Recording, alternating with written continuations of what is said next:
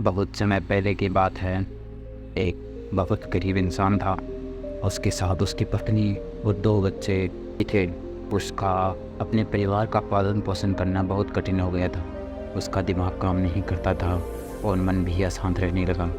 तभी उसने अपने घर छोड़ने का फैसला लिया। एक रात जब उसकी पत्नी और दोनों बच्चे सो रहे थे तो वो चुपचाप घर से चला गया। रात में बिना किसी मंजिल के वो आदमी चलता रहा। तभी अचानक उसने देखा कि एक नदी के किनारे भगवान बुद्ध अपने शिष्यों के साथ बैठे हैं। उसी वक्त उसने निर्णय लिया कि वह अब सन्यासी हो जाएगा और भगवान बुद्ध का शिष्य बनकर यहीं पर रहेगा।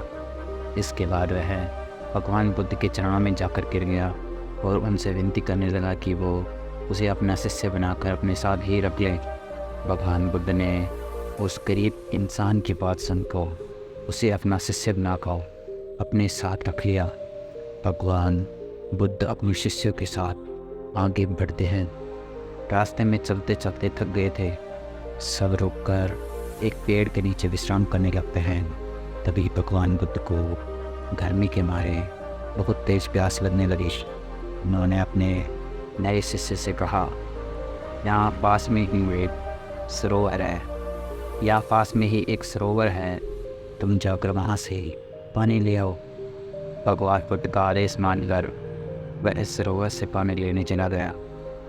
जब वह सरोवर के पास पहुँचा तो उसने देखा कि कुछ जंगली जानवर सरोवर में उद्यम मचा रहे हैं। जैसे ही वह सरोवर के और पास गया, सारे जानवर वहाँ से भाग जाते हैं। लेकिन सरोवर में कीचड़, सड़े गले पत्ते ऊपर तैर रहे थे, जिसके कारण उसका मन नहीं मान रहा था। उसने सोचा, इतना गंदा पानी भगवान बुद्ध कैसे पिएंगे।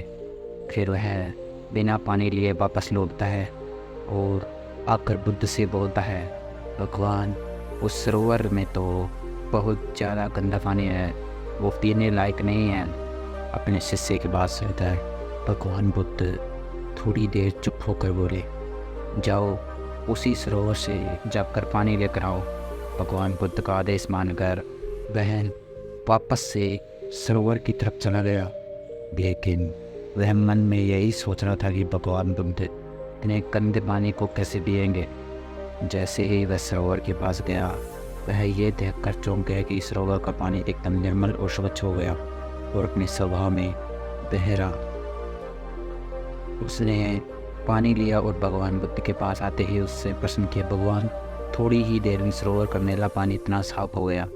फिर बुद्ध ने उनसे समझाते हुए कहा, जब जानवर पानी में उद्यम मचा रहे थे तब सरोवर का कीचड़ ऊपर आ गया था, लेकिन कुछ देर शांत रहने पर कीचड़ फिर से नीचे बैठ गया और पानी पहले जैसे फिर से निर्मल और स्वच्छ हो गया। ठीक इसी तरह से हमारे मन की स्थिति भी ऐसी ही होती है। जीवन की कठिनाइयाँ और भाग दौड़ हमारी मन में उथल-पुथल पैदा कर देती है, जिसके कारण हम बिना सोचे समझे गलत निर्णय ले लेते हैं। लेकिन कोई भी निर्णय लेने से पहले अगर हम अपने चित्त को शांत रखें और धैर्यपूर्वक बैठकर सोचें, तो हमारे मन की वो उथल-पुथल भी पानी की कीचड़ की तरह नीचे बैठ जाती है और तब हम जो निर्णय लेते हैं वो हमेशा सही होता है। इसलिए बुरे समय में इंसान को अपना धीरज नहीं खोना चाहिए।